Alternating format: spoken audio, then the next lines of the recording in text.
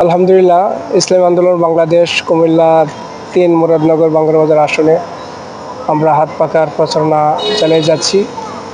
মানুষের মাঝে ব্যাপক আমরা সাড়া পাচ্ছি। ৫৪ বছর পর্যন্ত মানুষ বিভিন্ন ব্যক্তি বিভিন্ন দলকে দেখেছে। এবার তারা পরিবর্তন চায়, ইসলামকে তারা বেছে নিতে চায়।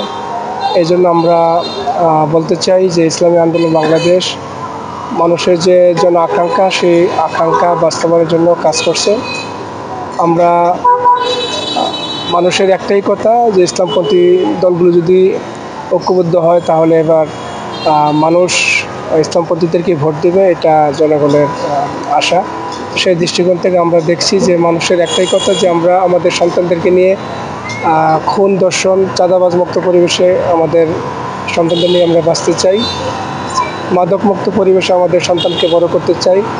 আমরা হানাহানি, মারামারি, খুন, দর্শনের রাজনীতি চাই না, আমরা শান্তি চাই। জনগণের একটাই কথা, আমরাও সেই জনগণের সেই আকাঙ্ক্ষাকে ধারণ করে আমরা মানুষের দাঁড়িয়ে যাচ্ছি। মানুষ আমাদেরকে গ্রহণ করছে। আশা করা যায় আগামী নির্বাচনে যদি মানসিক ভোটের পরিবেশ হয় তাহলে ইনশাআল্লাহ ইসলামপন্থী দলগুলোকে